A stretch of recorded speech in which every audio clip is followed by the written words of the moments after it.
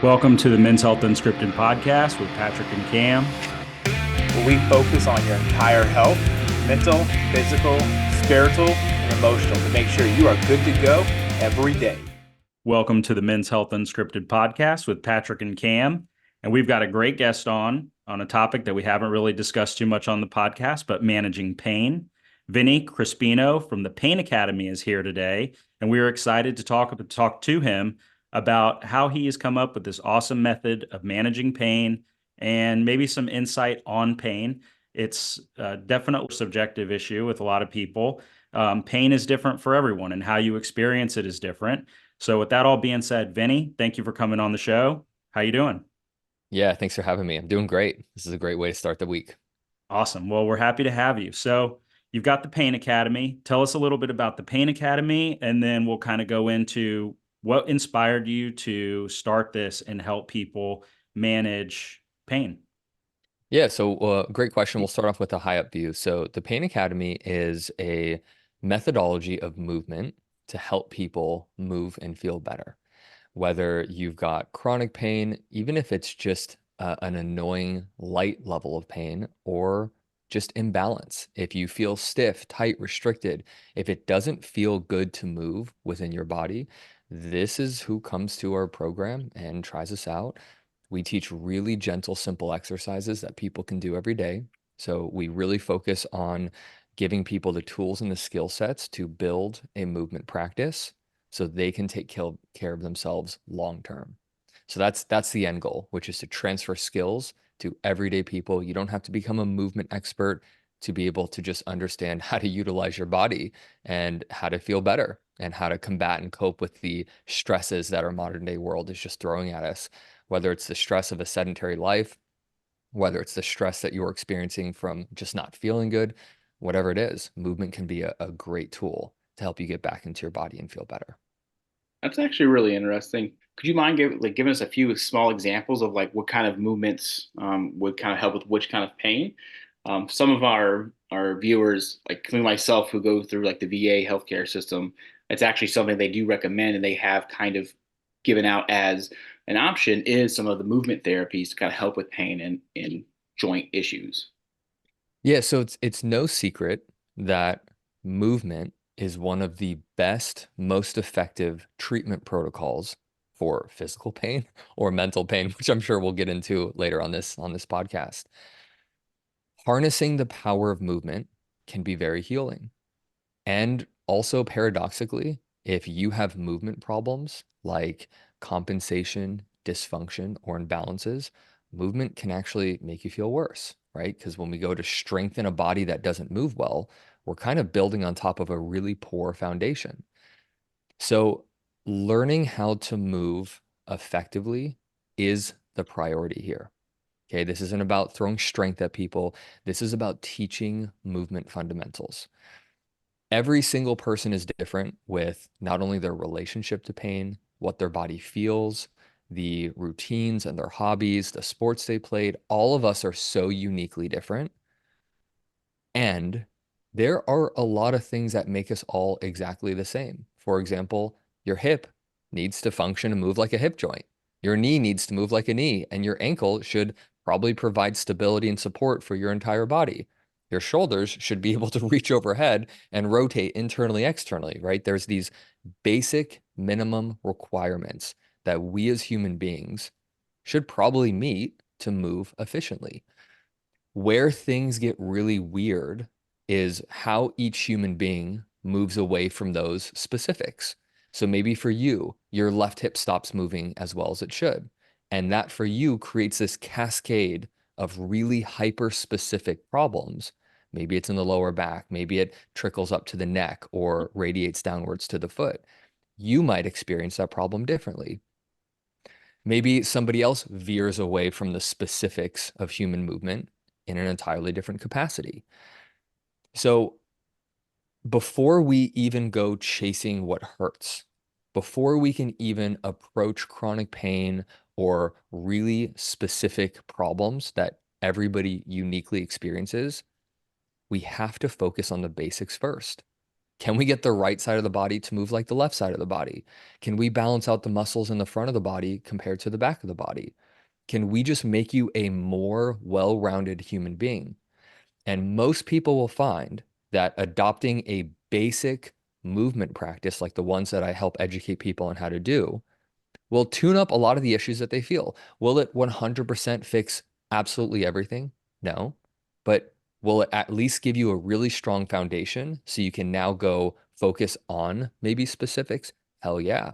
And that's what we teach people. So this is really what's challenging about what I do is there is no demographic. I don't specialize in back pain. I don't specialize in hip pain or knee pain or ankle pain. I specialize in how to get human beings to move and feel better. And that's a very general approach.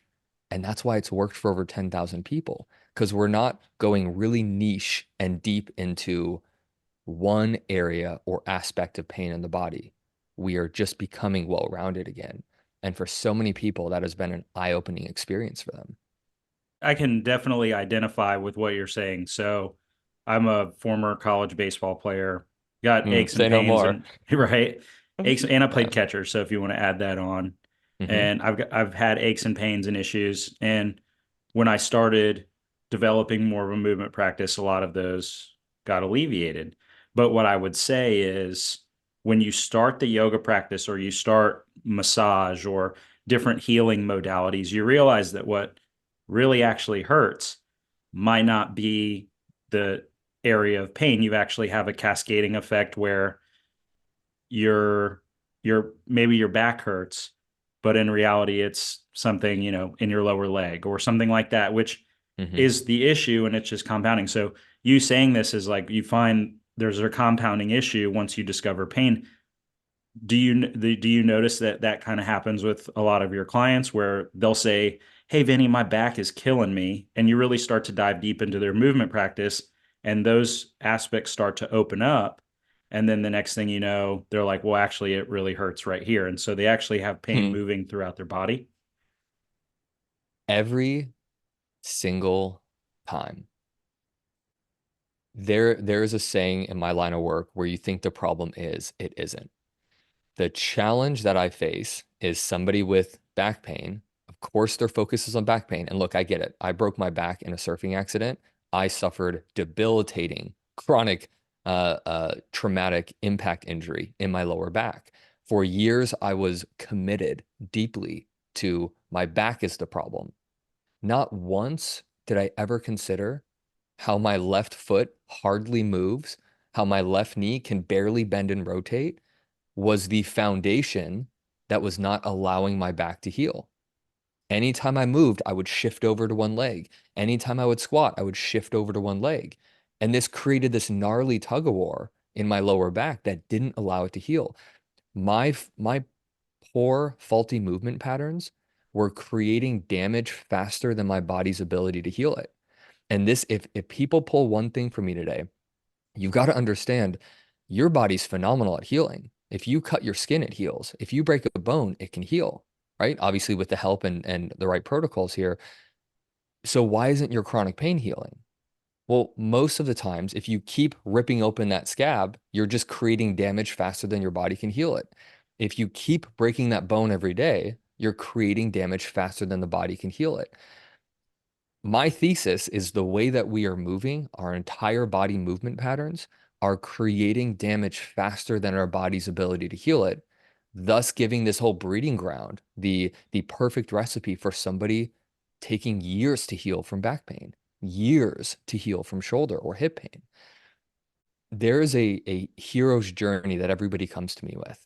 They come to me because they're in shoulder pain and or a specific area of their body hurts.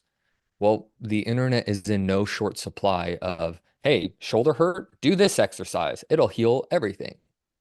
We go get MRIs, we go get treatments. Everybody's focused on the area in pain, but why does it still hurt? That should be your number one sign that the area in pain is a reaction to a bigger problem. And almost every single person that's gone through my program might have come to me with a specific area in pain, and they have a light bulb moment go on. Oh my God, I can't believe my hips don't move. I thought they did. Or I can't believe my foot can hardly function when I ask it to. I came here for neck pain and I now understand why my neck hurts so bad. It's because everything down below it is in this state of chaos and disarray and stress, and it's just overstimulated because things aren't working properly. Every single time there is a oh shit, aha, light bulb moment that people have, because these things just fly under our radar, and really to say this differently, we can only feel what we feel and we normalize what we feel. So when you're only focused on pain, the last thing you're thinking of is a checklist to see how the rest of your body moves. You don't give a shit. You're here because that thing hurts and you want somebody to fix it. So it is a huge mental stretch to think your root cause of your shoulder dysfunction is that your foot has lost its ability to transfer weight properly when you step, or your knee has lost the ability to bend and extend. So you twist and shift your upper body and throw your right shoulder into everything that you're doing. It's all connected. We're one system. Yeah, a lot of people seem to overlook, or they just are unaware of the fact that, physiologically, all of our nerve endings come out of a few sections of our spinal column section. So think of your spinal cord, the nerves are coming out certain ways, and the ones that run to your lower back, they come out of the same area where the nerves that run down your leg come from. So as you'd mentioned with your movements, as you're compensating with your other side of your body, your other foot, your other knee, you're putting a lot more strain on that. You're putting a lot more pulling force. And then same thing with our muscles. You think, oh, my bicep hurts, and everybody thinks just the main section of the bicep. But that Mhm. muscle does wrap to the lower arm bones. It does wrap up around to the shoulder. Like there is different areas of connection where people will look out to. And as what's nice about your program and as you're describing to everybody, so hopefully our viewers are picking up on it, is if you're thinking about it as a more holistically kind of way, a whole body kind of way, it's not going to be just focused on one spot. And we are, as a men specifically, because we're the Men's Health Unscripted, but society specifically as well, we all kind of tend to put that in the back burner. We'll kind of disregard it, like, oh, it's just my shoulder pain, will be fine. And when we come to talk about it, like it's happened before, you'll tell your friend, oh, like, my broke my back 7 years ago surfing, and your friend would be like, well, stop getting your back blown out so much, bro. And then you think, yeah, I'm fine, whatever. You don't think anything twice about it. But then if you catch this knowledge, you catch a little bit of information about how the body works, what downstream could be happening, it does make a lot more sense. An interesting story that's probably here nor there for one of my friends from the military. He joined, he's a bit older, but while we were in Japan, so we're probably our year, 2 years into our service time, and he's having a lot of hip problems. So he went to the corpsman and was talking to our healthcare people, and they were like, "Yeah, you need to move your hip more." And he was like, "Bitch, I run like 8 miles a day. What the fuck are you talking about?" But as you're mentioning, like, yeah, you're still moving, but it's not the appropriate movements. So like Mhm. trying to highlight this with your program, I think is going to be just crucial, even if people can hear it and be aware that, yeah, you may be a movement, you may be a physical specimen, but if those movements aren't correct or if they are highly compensated, just as you said, you are going to make that worse. And that's not just like idealistically, that's proven, like it's how that happens, unfortunately. Yeah, the concept of just move more does not mean you're going to move better. It just means you're doing more of probably what got you into this scenario. And this is why so many people have this same experience of they go to the gym, maybe they're out of shape, they're deconditioned, whatever it is. They want to start improving their body. They've got that poor movement foundation, and then they go add stress to a poor foundation of movement. And physiologically speaking, right, they might get that emotional release, they might get the hormones, the endorphins. It might feel good initially to start moving and taking care of your body and getting in shape. And then we start to adapt to fitness and we get stronger and we can do more, which means we can lift heavier or run further. And as we're getting stronger, that problem is strengthening until we run into the next injury. And then we have to hit the pause button and stop all over again. And we got to allow the strength of that problem to calm down. Maybe it's a week, maybe it's a couple months. And then we slowly start to find our way and muster up that willpower to go back into our hobby or sport or improve our fitness level. And again, we're adding on more movement to a poor foundation of improper movement.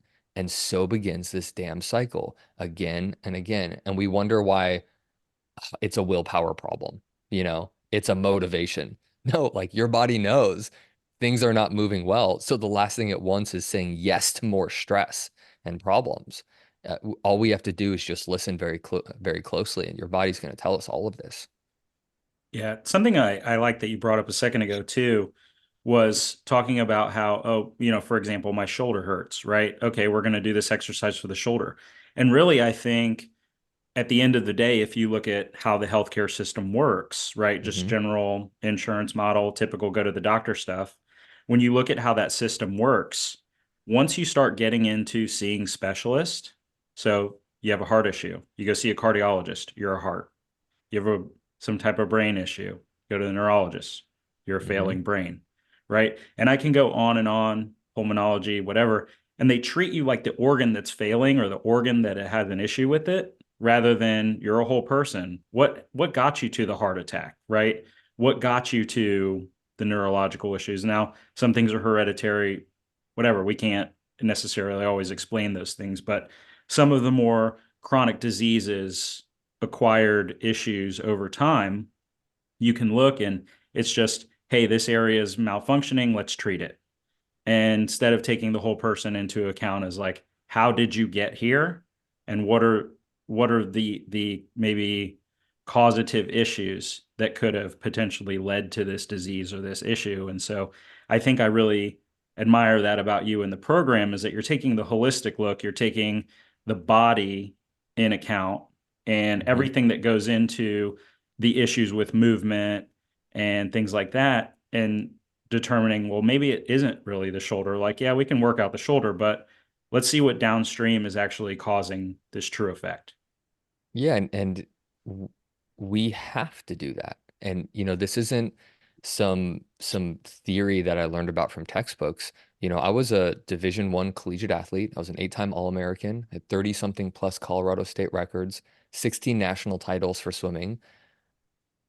I was an athlete, and I broke my back in a surfing accident in my early 20s. I went from being a capable young man to being disabled, and movement was a nightmare. Couldn't even stand for more than a few minutes without wanting to cry. It was terrible.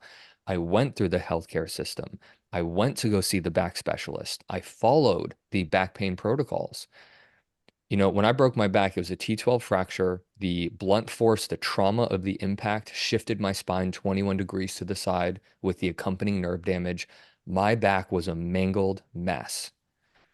And 4 or 5 years after following all of these back pain specific treatment protocols, the fractures healed, the herniations healed, and I was getting worse. I was functionally disabled. Nothing on the MRIs or the X-rays showed that I should be as disabled as I felt. Yet I could barely, I dreaded the sound of me dropping something on the ground because I knew I had to pick it up. And this is 5 years post injury. What I do right now is a reaction. It was an answer. I created the program that I needed the most when I was going through the medical system. I created a program that is a generalist. I had a team of specialists, and there's merit in that. There's value in that. I believe everybody should have a specialist on their team and a generalist on their team. I don't believe any one part of the body fails alone. I don't think any one part of the body gets injured alone. And no one part of the body truly fundamentally heals alone. And I mean this not just with like a joint or specific area. I mean with the nervous system, the muscular system, digestive system, respiratory, lymphatic, circulatory. All of these systems were formed and developed in the womb at the same time. They are meant to work well together. And when you have a catastrophic failure with the nerves or the muscles or any one of those issues, yes, a specialist should be sought after so you can more so hopefully get closer to why this is happening. And this is the important word, and you should also take a step back and look at, the hell am I doing that's creating this problem in my life? What is my routine like? What's my diet like? What's my movement like? What is my fundamental ability to cope with the stresses around me? How equipped am I mentally to handle stress? What, how am I as a human being showing up that is most likely fueling and creating this problem in my body? And that's why I encourage everybody to take a step back with their body and let's start with the basics first. It's crucial. For sure. I think too, just being a man, being a pharmacist, I'm a horrible patient. I'll be the first one to Yeah. tell you, Yeah. like you just know too much. You know what I mean? At a certain point, you're like, okay. And then just evaluating the healthcare system is sometimes when you do have a specialist or a surgeon on board, everything that they're going to do, and I've dealt with this in dealing with my patients and family members and things, is if you're leading down a path where the end result is surgery, a lot of those like, well, we can try this, but this is always inevitable. Or they'll usually kind of push that and plant that seed in your brain where if you can work that situation out with other modalities, I don't always think that, the surgeons, like, how do they make money? They're going to cut you. Now, is that what they're always doing? No, plenty of good surgeons turn people down and say, no, you don't need surgery. But if they kind of plant the seed that like this is the end result or this is where you're headed, you're conditioning someone to, yeah, they can work on it. And we've talked to quite a few DPTs on this podcast, some in the insurance, some out of insurance. And when you talk to one in the insurance model and out of the insurance model, their perception on healing modalities really changes. How much time can you spend with the patient? How much reversal of an injury or an issue can you have? And so when you start looking at that, a lot of DPTs will say, no, we can avoid surgery completely, but then you have this end result. So, like, do you have a lot of people come to you that say, hey, my end result was surgery or is surgery, and you've managed to help get them away from that? Not that it's always a bad thing, but going under the knife is tough, man. I've never dealt with it Yeah. personally, but it's stressful. I know people that have. It's stressful. It's scary, right? I mean, and there's a lot of risk associated with it. So if you can avoid it, I would. Yeah, and it goes full circle back to what I shared earlier, which is focus on the basics first and then get into the specifics. So let me make this real for somebody who's facing surgery. People come to me a lot with they've got a hip replacement scheduled or knee replacement. Let's just call it a joint replacement. Hey, Vin, can I fix this with your program? Can I avoid surgery? I don't know if at the end of the day you need that surgery or not. I don't know. I'm not a doctor. I'm not trained. I cannot meaningfully advise you in that, nor do I want to. What I do know is that you can replace the joint, but you can't replace the nerves and the muscles that led to the deterioration of that joint. And when you have a conversation with somebody and you ask, okay, so your right hip is bone on bone, why? And usually the answers are, well, I'm old. Well, how old is the other hip? What's happening in this hip that led to the deterioration? What's happening on the right side that's not happening on the left side or that's happening differently? And where we most often always come back to these crossroads is the way you're moving is greatly influencing whatever condition and problem that is present. Maybe you do need surgery. But if you do, if you don't correct or at least try to correct the mechanism that led to the deterioration of this hip, it's going to happen with the artificial hip because that definitely can't repair itself. It's artificial material. Your body doesn't know how to heal that. It can't. Or it's going to lead to the quicker deterioration of the other hip because then you're going to shift problems to the other side. If it's a discectomy, if you need a disc replaced in your lower back, that just might be the reality of your situation. And what led to the deterioration of that joint? And what can we do in a meaningful way to either work on the basics to either reduce the need for that surgery, prolong the need, maybe even postpone it, or if you absolutely have to have that done, let's make sure you don't have to have another one in a year or 2 years or 3 or 4 or 5, whatever that is. It all comes back down to our approach. And when you're conditioned that the surgery, hey, just go swipe your credit card, somebody's going to fix it for you, It enables us to not take accountability. It enables us to shift responsibility to somebody else. And I was stuck in that too. Man, for the first 5 years of my healing, I literally thought just paying somebody would fix this problem. Okay, cool. I'm gonna give you a couple $1,000s. Like, you got this, right? I don't have to do shit. Like, you're the expert here. You're just gonna do the things for me. I never, I it sounds so silly, but like, it took me 5 years to realize, oh, I've got to participate in my rescue here. I cannot defer this to somebody else. A, because nobody else gives a shit as much as I do. Nobody else, like, they're getting paid to only provide a specific level of service. And outside of that, I'm on my own. I have to, at some point, take responsibility and accountability of this problem. Whether I need a surgeon or not, it still comes back down to you as a human being learning how to take care of yourself. All roads point back to that, surgery or no surgery. Yeah, and I hope everyone kind of caught that in the beginning there. And I do appreciate you saying it that like when people come and they ask you, can you fix this? Can you help me avoid surgery? You said, I don't know. That you don't know the depth of the original problem. You don't know the depth of their injury. That is very important because we've had people on who have said, I can't say like they're blanketing statements, but they've said very kind of widespread, like this will fix this. Yeah. You can will away diabetes. Like we've heard some things where they're making very definitive statements, and that's not true. That's a big thing. And I really urge our listeners to kind of pay attention to that when you're looking into programs and stuff. If whoever is sponsoring or owns or runs the program is guaranteeing or saying they can fix something, take a note of that. But tying it back into here now, what you're saying, yeah, 100%. Yeah. People really don't understand that. Like, yeah, you go to surgery. We're not machines. Like, we're machines, but we're not like inorganic machines. Like, it does not, Mhm. you can't replace it and expect it to take care of itself. Like, I myself, I have like bad cartilage, the bones in my knees like bang and grind and things like that from service. And the VA 10 years ago, 12 years at this point, I guess, was like, we could replace your knees like if you wanted.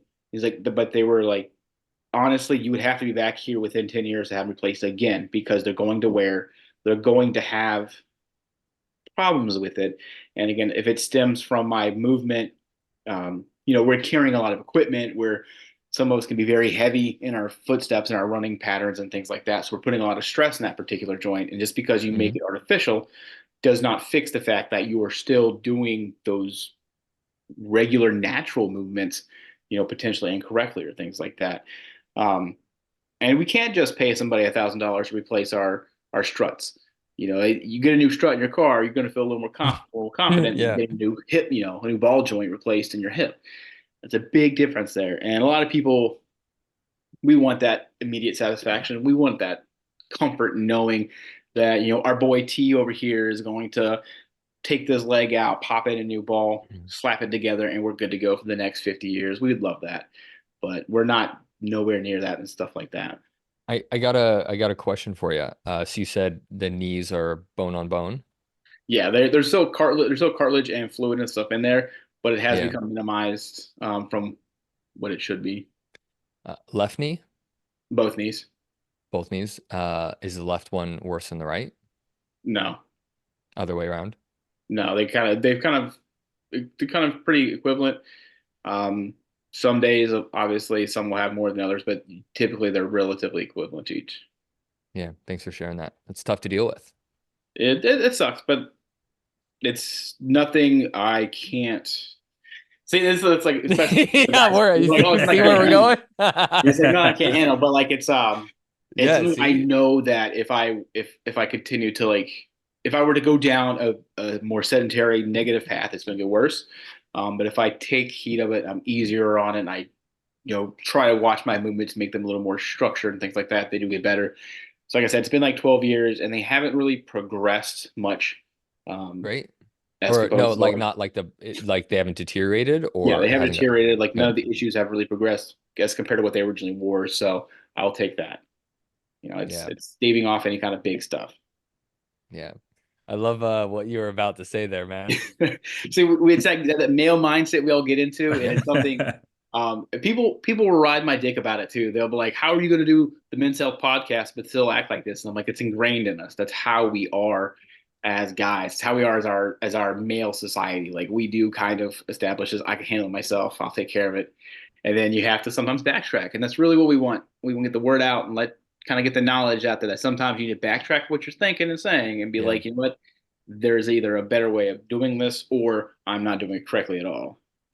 Yeah, and I love what you just said, so your friends are like, "Hey, why, you're leading this thing and this is the way that you're showing up." Like that gives you more of a reason to lead this thing. Yep. Right. When I learned how to finally heal the mechanisms of my lower back issues, and then I started training for ultra marathons, I started putting my body under a lot of stress and in the past 6 months, I've had more flare-ups than I've had in the past 5 years. And there's this, of course, thought, who am I to lead people in moving and feeling better if I'm having back flare-ups? And that's exactly why I'm doing this, because I understand firsthand how problematic this stuff is. And I understand how painful this stuff is. I don't want to learn about how to solve problems from people who are so far removed from it. It's just theory, or it's somebody's like thesis of how they think it's like. I've been through the trenches of back pain. I know the mental health struggles, the physical health struggles, the high chance of addiction and substance abuse, and this gnarly path that being on this war with your body can put you down. And that's exactly why I'm championing this cause, because I am literally every day still having to take care of my body so I can show up in this world and get the things out of it that I want. If I stopped doing the things that I teach others, I should be the last guy that people listen to me. The Yeah. last one. And I think a lot of people get like Jesus complexes kind of when they Yeah. see individuals like, oh yeah, this should be your personality. This should like be who you are. But that's not how real humans are. Like we're not perfect. We're not able to do everything all the time. And like you said, like just being able to have the knowledge to know that this is how this is not really a theory, but it's something I'm able to practice and then recognize within myself. Because like most people, I'm sure they see me and Pat when we out do events, they think we're huge goons.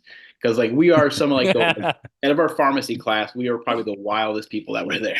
Sure. I believe that. And it's like, yeah, we could be absolute animals and we could be hooligans running around just causing chaos.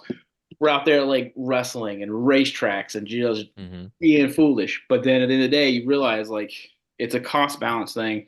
You put in a rough weekend, you need to balance that out with your body, balance out with yourself, with your person. And then I don't know, it's people get kind of weird about things, but Yeah, it's a back they and forth. do. Yeah, Yeah, I they mean, do. even with the men's health aspect, like Cam and I both we've said it on the podcast a bunch. We're awful patients. Like we're horrible at it. I mean, we still, we don't go to the doctor as much as we should, but we Hmm. also know how to like read our own lab work. So sometimes I just go and get my lab work done. I read it and I'm like, all right, cool.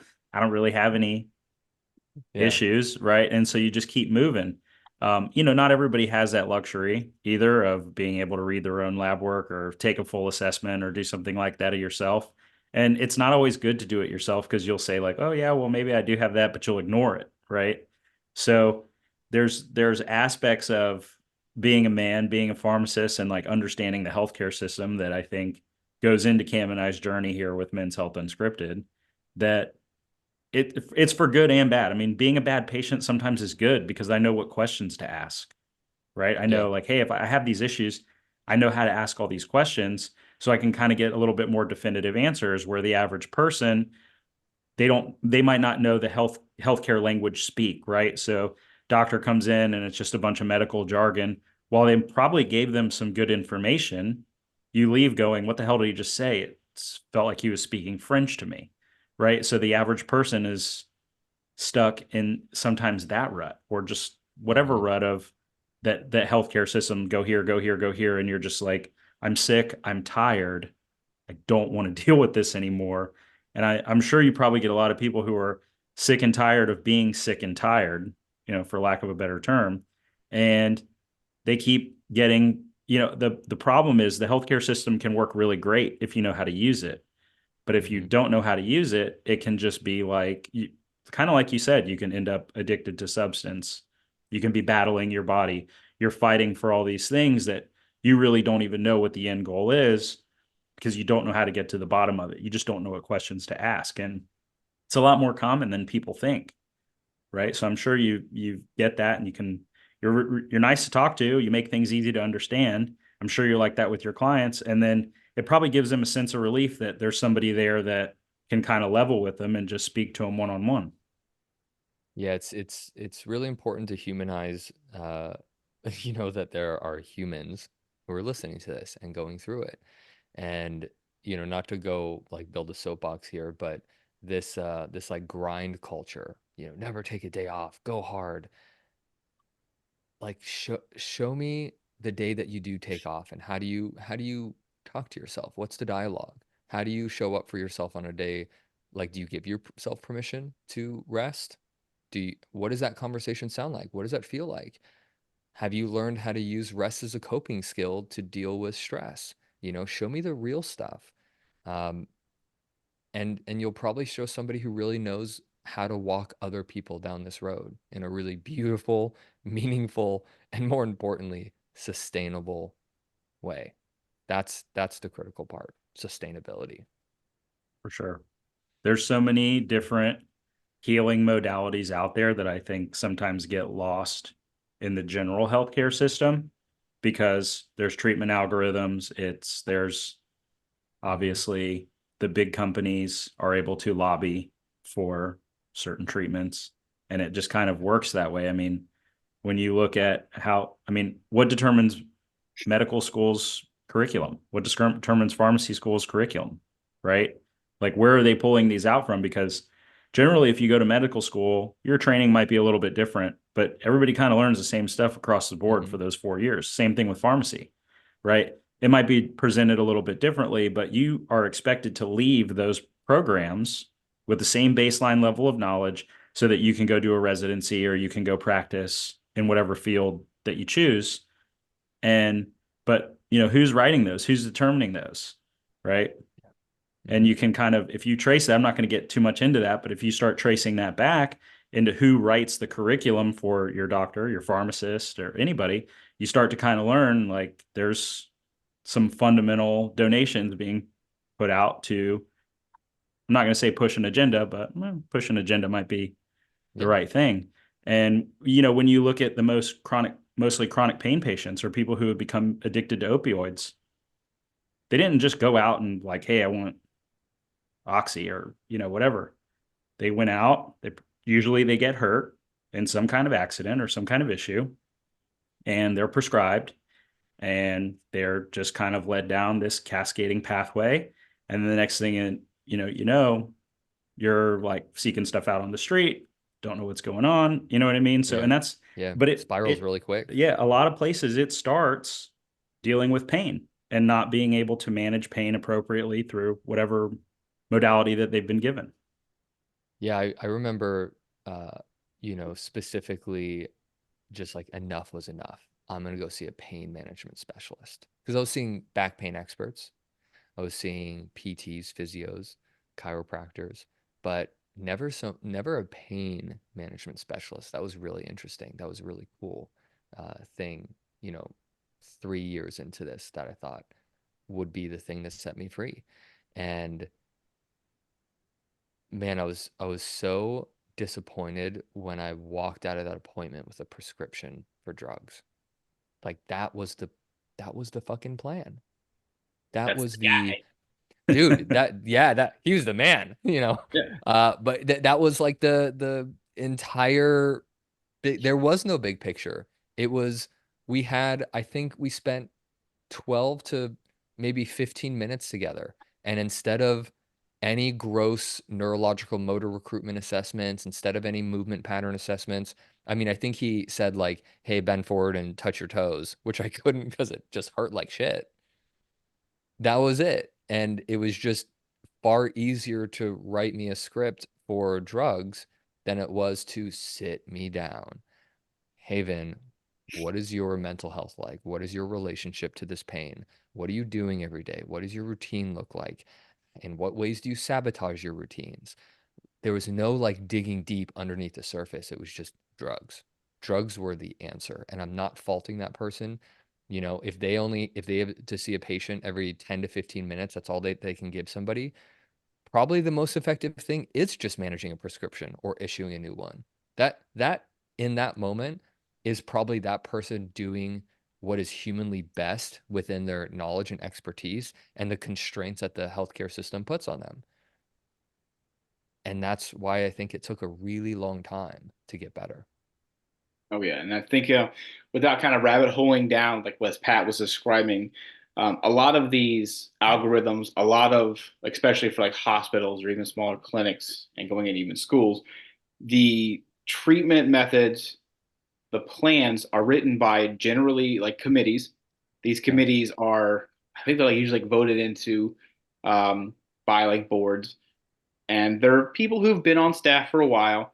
They are generally speaking, they are experts in that field. They are knowledgeable. If you have like a neurologist, cardiologist, they don't just vote the new guy in. There's a guy who's been there for a while, Mm-hmm. but they are typically going to be an older physician, an older practitioner who has been in the system, obviously because they're there, but also has been practicing in that same field. So then when you bring in some other, it's not newer because like as you're describing, your program's not specifically new.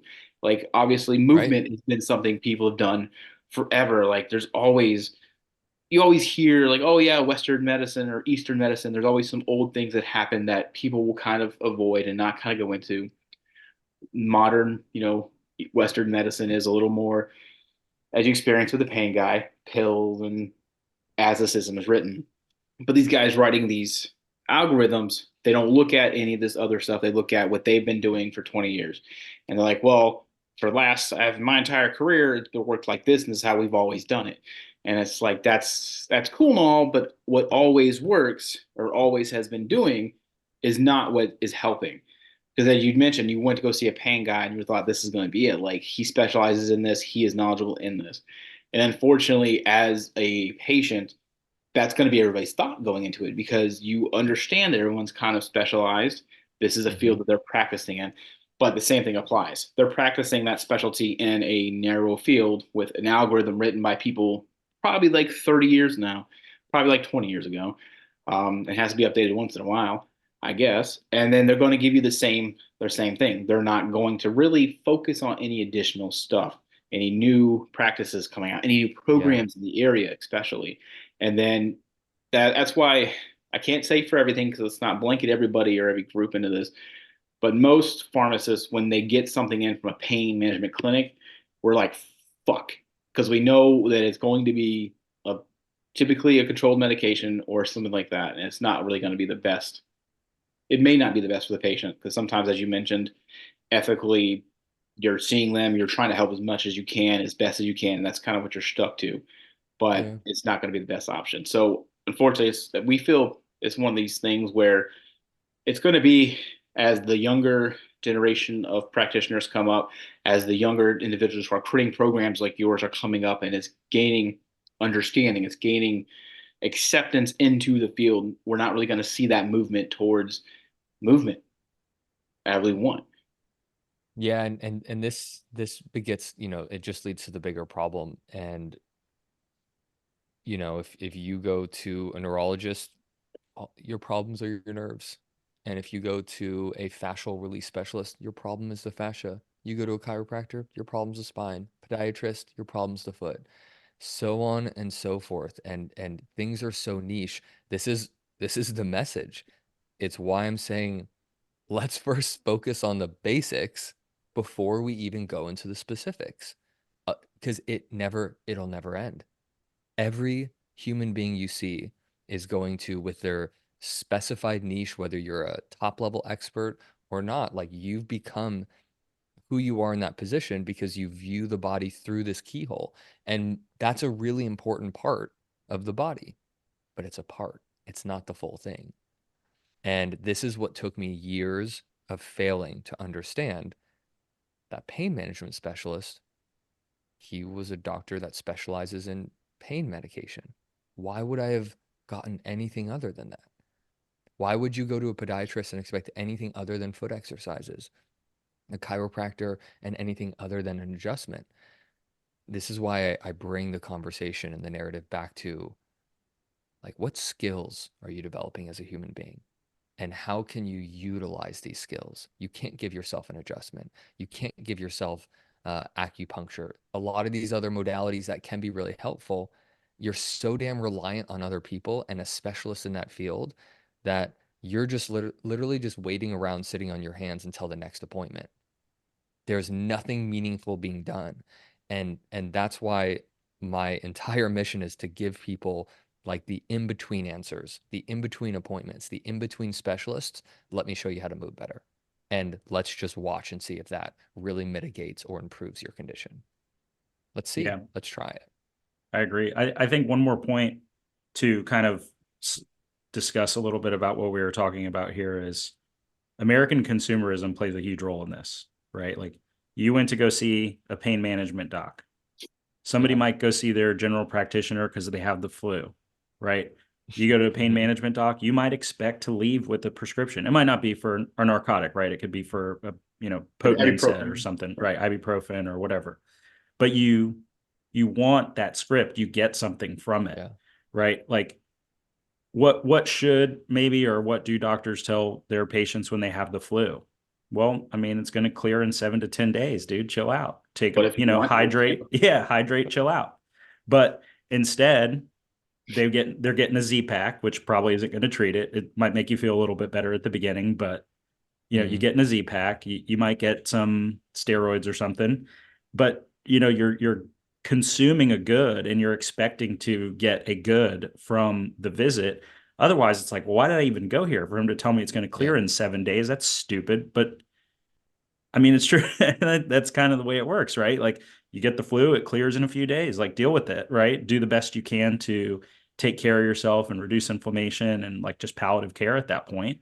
But nothing's going to get it better. I mean, this is how the flu has been for my whole life or even longer, right? And so that's just kind of how it is. It's the expectation that you're also going to go to this doctor and then get something from that appointment Yeah. that's tangible that you can take. Oh, this pill is going to make me feel better. So I definitely can identify with your journey there and going to the pain management specialist. And you're thinking, wow, I'm going to have this full, like very robust pain assessment. And it's like, well, maybe not. Right. I got, I think, I think I walked out with crutches one time because I went to a different pain management specialist, or they gave me like a prescription for crutches. I forget at this point because I was high on pain pills for most of my 20s. So the memory's a little fogged, but Fuzzy. and it's like that was the transaction. I went and paid a lot of money. I felt like I got crutches, so like transaction accomplished. It felt Sure. valuable, but it was really missing the mark. So I kind of wanted to kind of shift gears a little bit. And you mentioned it a second ago, the mental health component of pain. Hmm. So you can tell us a little bit about maybe how your mental health was when you were first dealing with your healing journey, and maybe even discuss some of the, your clients' responses and how their mental health has changed for better, hopefully, after being a part of your program. Because the mental aspect of it, we talked a little bit about it off camera. Is like we're guys, we're just like we're gonna suck it up, right? I'm gonna break Yeah. my toe, but no one's gonna know that I'm hurt, and I'm just gonna labor around on this thing until it feels better or until my body's so acclimated to pain that it feels normal.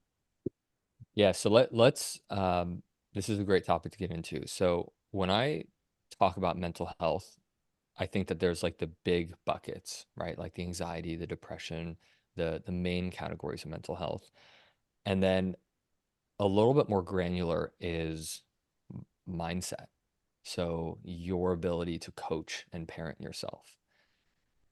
So when I say mental health, I'm encompassing all of those. If you would have told me in the peak of my injury that half of my problem was physical and the other half of my problem was my mental health, my emotions, my mindset, I would have flipped you off and said, you have no fucking idea what you're talking about. My back is Mm-hmm. broken. I saw the x-ray. There is a physical problem wrong with me. There is nothing wrong with me up here. The only reason why I'm having a problem up here is because of my broken body, right? I refused to acknowledge that my mental state was actually the number one thing preventing me from fundamentally healing this. And if you are audience of mine that's listening to this, you've heard me say this countless times, but it bears repeating. The exercises that did not work for me were the same exercises that ended up working for me. The difference was my mental health. The difference was I had better coping mechanisms. The difference was I learned how to fundamentally change my relationship with pain, address the other traumatic experiences that I had brushed off because I'm a guy who gives a shit. Nobody wants to hear what happens when you're a child. All of that stuff was showing up in my healing process. I was unknowingly at the time sabotaging myself. False expectations, really harsh inner judgment, zero compassion, zero empathy, zero patience, and understanding of how I actually need to heal as a human being. None of that was on my radar. And furthermore, why would it have been? I'm paying an expert to help me with back pain. Not once did anybody sit down and say, hey, Vin, when pain shows up, what do you feel? What's the conversation? What are the words that show up? How do you engage with that pain signal here? Because if this brain is in charge of the central nervous system and giving the nervous system the orders to communicate to muscles, what is happening here first that is then regulating the quality of your experience of any protocol, regardless of what you're in? PTs weren't talking about that. And no knock on them. Why would they? I'm not there for that. I'm there to go learn another exercise and to combat this problem with more physiological mechanisms. Yet one of the greatest things that influences your physiology was like just disregarded and not once talked about. Not once talked about. There is a very common pattern, most, not all, common pattern that prevents people from healing under my methodology until the mental health is addressed. So some really big buckets. Your relationship to pain. Do you have a no pain, no gain mentality? Go big or go home? Do you think that because you feel like shit, this really big internal stimulus that you really are desperate to fix, do you feel like you need an equally intense stimulus to solve that? Well, what if I give you a gentle exercise? What if you're here for this really big problem and I ask you to lay on your back and let's take a couple deep breaths? What I'm really trying to do is down regulate your nervous system. I'm trying to lower this on edge excitability, but your mental health, your mental state and mindset is saying it's got to be hard. Otherwise, it's not working. There's no value in soft. There's no value in gentle and ease. Fuck that. I need it. It's got to be big and complex because it's got to match this big complex thing I'm feeling. Your mental health and your mental state is going to be the thing that determines the quality of your healing, not just short term, but absolutely long term. And to say it does not play a role is to ignore you as a human being who needs help. And we do that so constantly. It's second nature. You don't think about it because that right, that little bit right there reminded me of my friend with the hip problem we were talking about in Japan. Yeah. They provided him with a pamphlet that had some like light, like just movements. It would have probably been like a 20 to 30 minute course, and it's stuff we did to warm up for PT. And this motherfucker said, "I am not no bitch. I ain't doing this." So immediately just like disregarded it, thought it's a bigger problem. It's going to be more than just little stretches that's going to help me, and just completely disregarded it. Yeah. And now we're, like I said, 12 years out. I'm assuming it got better because he doesn't complain about it as much anymore. But again, like Mm, he's probably just prob- stopped complaining about it. He's probably stopped complaining about it because it's not changing and nobody's helping him. He's probably and I'm just going to make some assessments because his story is a lot like most people. So let's remove him from these assumptions. Um, he's probably learned that his needs don't matter, or a typical person has probably learned at a young age that their needs don't matter. Expressing your needs is very vulnerable, as is, period, let alone when you're taught walk it off, stop crying, don't express emotion. Emotions are weakness, or being vulnerable is a weakness. You were conditioned at a young age to not share any of this information. Who wants to be the guy in the friend group? Hey guys, my back really hurts. What names do you think we get called? Immediately. Hey guys, instead of going out drinking, do you guys think you can come hang out with me? I got to lay on my back tonight, but I would really love some company because I'm feeling a little lonely. So you say that you're getting roasted so hard, you're never going to Dude, talk ever again. roasted hard. I just roasted myself. Exactly. I thought about what I would say to my friend. I would go over at the end of the day, but it wouldn't be without giving him shit first. Right. So is your friend better, or is he just learned to not share? Period. And then there's like the delusion of it where somebody's like, yeah, I'm better. But it's like, oh my God, do you realize that 70% of your walking cycle is spent with your right leg on the ground? Do you realize you have a limp right now? There is one common denominator in everybody's before and after photos that I've helped. They're standing like literally incredibly imbalanced, off-centered, and they've just normalized it. They don't feel it anymore. That's the power of compensation. Maybe your buddy's hip doesn't hurt because how he's learned to hike the opposing side of his pelvis and rotate it either clockwise, counterclockwise. Maybe he's figured out how to shift his trunk to the side to alleviate hip pressure. It's just a mask. Is it actually better? Maybe. For his sake, I really hope it is.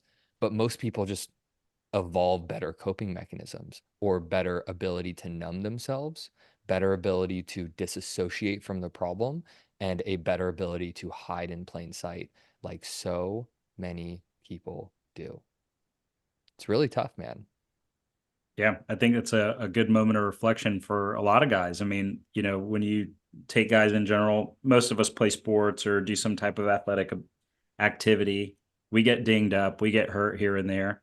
And at what point does shifting your weight or doing something? I mean, I know I did it after college baseball. Yeah, something you said earlier when you were talking to Cam about his buddy, oh, does his left knee hurt? I'm like, man, my left knee used to kill me. But it was a knee that I leaned on a lot, just playing catcher. It was fundamental to part of my playing style is using that leg a little bit more to drive or for power or whatever. And you kind of notice like there's a weakness there. Overcompensating so much to it actually makes it weaker, and you have to rebuild the strength and all that. And then when I stopped playing baseball, it was a couple of years before I got back into a movement practice. And the only reason I really did or sought one out is because I was so physically just tight and in pain because of being tight that I didn't know what to do, and kind of just started seeking out different modalities because like you, I wasn't getting any answers from any of the docs. They were just saying, well, like, take some ibuprofen, dude. Like, it sounds like a somatic pain or whatever. Just take some ibuprofen. But I mean, dude, I played college baseball. I've been taking ibuprofen forever. Like, God knows what my kidney function would be like if I continued to take ibuprofen. Yeah. Yeah. And so, but then starting to get into the movement practice, it was kind of painful and kind of shitty because there's so much scar tissue and so many things that had built up over time that working through them. And then after a while, it becomes much easier. You get more flexible. You just get more range of motion and just general, I guess, just feeling better. I mean, that's really the only way I can describe it. But having to break down the inflammation and the scar tissue and all those things, like, yeah, that kind of sucks. It does. And it's not going to give you that immediate, answer that maybe some medication would, but that medication has long-term effects. Even not even talking about the opiate crisis or anything addictive. I mean, a lot of pain medication used too much, too frequently can cause issues. And so it's good you can use it as a tool on your really shitty days. Yeah. Maybe some ibuprofen will help, but it's, a lot of those drugs aren't really meant for every single day. And then when you start looking at somebody who's been taking them for 10 years, you're like, what's going to be the long-term end result of this, and how is this going to hamper their quality of life in the future? And if we were to replay what you just said, there are hidden expectations in your viewpoint, as in all of our viewpoints. Doing that deep work is probably going to feel like shit at the start. It's not going to feel great, but most of us have the expectation, if I'm working on inflammation, if I'm breaking up the scar tissue, like I should just be better, right? Because I was feeling bad without doing it. So now I'm doing something that is technically good for me. Shouldn't I just feel better? And when you don't feel better, when things actually feel worse and more flared up and inflamed because you're putting in the time and the work, what is your mental health going to be like when it's rooted in, well, I've had a past experience of like taking a pill and that was faster. So this is like harder and it takes effort and it's slower. You know, my online program is a year long at a minimum. That scares the hell out of people when Oh, yeah. they're so used to like fix your back pain in 5 minute kind of things. You know, it's not going to take a year to feel better, but at a year, it's going to be required to at least restore basic movement parameters. Um, Obviously, depending on severity, but I say this because I lead hard at the start. Check your expectations. If your expectations are not rooted well, you're going to sabotage your own process because this is going to get harder, most likely before it gets easier. And the other thing I want to call out, Cam, I mean this with love. I'm not calling you No out here. worries. I ask you about your left knee because this entire conversation, just until you shifted over to the right hip, the majority of your weight has been on your left hip. So the left leg, left side of you has more load than the right side. And the question then begs to be asked is like, do we feel that? Do we feel how the pelvis is unevenly weighted? Or is that just like a normalized thing to where it's like, I didn't know that until that was called out? Or every time we shift, why is it that we're trying to shift away from that left hip and put more weight into the right hip? All of these things that are normalized just fly under our radar as we just kind of like focus on the areas that hurt. So that was just a little detour, but wanted to explain why I was asking uh, so much about the left knee. Oh yeah, I know. I do place a lot more. I guess it'd be favor on the left side. So I've actually shifted about 3 times since we Mm-hmm. started. So I spend more time on the right, but I'll spend less time on the left. And I did the same thing when I'm standing. Is I'll lock out the right leg so it stands higher than the left. Yeah. And I know some of that is a lot of it is kind of influencing into my hips. And when I was in the service, I didn't have any of the hip stuff. My hips are fine, but I guarantee because of the knee issue and then how I've kind of adjusted over time by, being younger, being a man who can handle it myself, Mm-hmm. I have adjusted to the point where now it's probably affecting my hips more than it obviously initially did. So now, as you just noticed it, yeah, I'm like shifting around a bit more because the pressure on the left side, I can't handle that as much as I can the right. Yeah. Because And I paddle a that's, test, my cheeks are thick and full fledged. Oh So yeah, I that's get not good, it. guys. Double cheeked up over here like two Christmas hams. so, you know, this is why there the protocol that I teach works really well, because if I just go give you strength, if I go give you hard stuff to do, you're going to do it with that nervous system, with that physiology that's saying putting both hips in the same position with the same load doesn't feel great. So I'm going to lean more to one side until I get uncomfortable and then I'm going to shift over. All we're going to do is fortify that problem. So step one is actually reducing that issue. Let's lay on your back. Let's get you capable of having both sides of your body in the same position at the same time. Let's do gentle little motions so your nervous system understands, oh shit, I can use both hips together. And that actually feels better than being offset to one side. And then, like training wheels, we just slowly do more and a little bit more. But it's so damn underwhelming at the start, especially if you used to be an athlete, especially if you used to go through the military. You had some no pain, no gain conditioned the hard way in you, man. That's the mental health. That's the mindset that needs to be gently, either gently assessed, poked at, or completely dismantled to find value in this like airy fairy, woo woo calming, let's down regulate the body's tension and then slowly integrate and build up from there. And so it goes full circle back to mental health. Your ability to see value in things all comes back to our conditioning. And it comes back to our coping mechanisms, and it comes back to our expectations, relationship to intensity, relationship to pain. How are you as a human being responding and reacting to all the stimuli and the sensations that we're feeling? And that's where I have to start with people. And it's so funny to see people, oh yeah. No, just give me the exercises. Okay, but this is going to take 5 times longer. No. None of my problem has anything to do with this. Like, I'm good. I'm solid. Just give me. You're exhibiting. You're looking for the shortcut because you're not exhibiting the patience to understand the fundamentals. Is probably why nothing's worked in the past when it probably actually could have. But you don't got time for this shit. Let's go. Let's get through it. Come on. You're inconveniencing. This is a problem. Most problems with the body are not problems to solve. They are problems to dissolve over time. And that requires a good mindset. So I see the people who are like, I don't want the exercises yet. Just teach me, Vinny. And I give them basic mindset tools.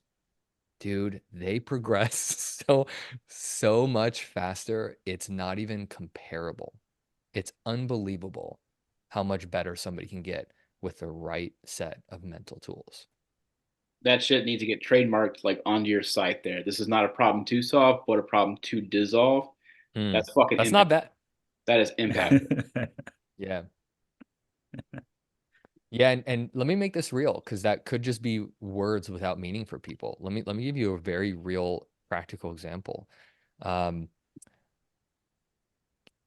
I would have to imagine, unless you are like an optimized human being, you have a joint of your body that doesn't move well. Maybe it's like a stiff ankle, maybe it's a tight, stiff hip, maybe lower back, like whatever.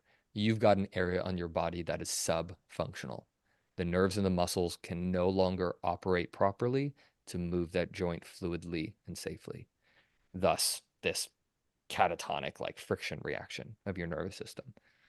Um, if I give you an exercise that targets that problem, so let's say somebody's hip can't rotate, that is one of their main dysfunctions. And I give a very simple exercise to improve hip rotation. If you don't have the mental framework to approach that, what are you going to do other than push and panic and winch your face and tense up your breath and fight your damn way through it? Because that's how you do everything. You're in survival mode. You're not great at dealing with stress. Your probably only solution or skill set is to meet stress with force and dominate it. How well do you think that's going to go with your body? It's going to fucking push back hard, harder than you're pushing it, right? And how many of us have that experience? We do something and we do an exercise and we push it, and where are we the next couple of days? Not exercising, that's for damn sure, because it hurts. We didn't learn to listen. So what if the mental tool is not to change that hip rotation, but to find the easiest way to do it with try half as hard, try with half of the intensity, almost to the point where you feel like this is a complete waste of time. And then watch what happens. Probably nothing meaningful today, but you can then do it tomorrow. And maybe nothing meaningful will happen tomorrow, but you can then do it the next day. And now all of a sudden, this little gentle technique, this gentle mental health framework of approaching a problem in your body and you using gentleness to treat it, the nervous system starts to actually open up better rotation because it feels safe, because movement feels safe again, right? You have to train how you want to move. So if every time you train is with this sympathetic fight, flight, freeze, grimacing face, your diaphragmatic breathing has been suspended and you're now breathing through the neck and the shoulders, how do you think you're going to move? You're training your body to do that. But having a mental tool of, oh, when I feel pain, let me try half as hard. Let me try half as intense, half the range, half the intensity, whatever it is. Watch what happens. And the people that have that tool are going to have a wildly different experience with my program than the people who are like, nope, don't care about the learning. Just give me the brute, give me the force, fix this now. It's going to take For sure. forever if it even happens at all. Yeah, I can definitely see that. Plus, just the general being in chronic pain is shifting your body over to the fight or flight mode. There's really, Yeah. it's so hard to shift it back into parasympathetic where you can actually relax. And, people say, oh, I feel relaxed, but are you really relaxed? Right. I mean, that's Yeah, kind I of feel relaxed. yeah, that's kind of the thing is like if you're so tight and, we don't have to get into the physiology of just what it's like to sit in your sympathetic nervous system for an extended period of Mm-hmm. time, but it's not Mm-hmm. great for you, right? So shifting back No. to parasympathetic is so important just for normal physiological action and maintaining homeostasis and all that good stuff. So combating the pain, combating the issues can help you actually truly shift back to parasympathetic. Yeah, I have this principle, and it served me and a lot of people really well. If you're going to come to me to learn how to move better, I need to first teach you how to rest better. I need to teach you how to be idle with your body. Can you even lay in a position and be there without squirming and fidgeting? Before we can even get to the complexities of motion, let's first be okay not moving and see what actually shows up there. And if I can get you to down regulate this highly sympathetic, overactive fight, flight, freeze response and just soften into the parasympathetic state without even giving you an active exercise, man, that could do more for you than any world's greatest hip stretch that I could ever show you, regardless of how effective that could be. Yeah. I think that's a great way to wrap this up, man. I mean, Yeah. it's been great, Vinny. You're always welcome. And as we close out, where are all the places that our audience can find you, as far as website, socials, things like that? And we'll put it in the description in case anybody needs to find you. I mean, this has been really informative. I think you've spoke to both Cam and I and probably our Yeah. audience. Hope so. I'm sure everybody, every single ear that's been picking this up is going to get something hopefully life altering. Yeah. That intention well served. For sure. And just, like we've kind of said, we've touched on it throughout the whole podcast. Pain is something I think everyone at some point in time in their life feels.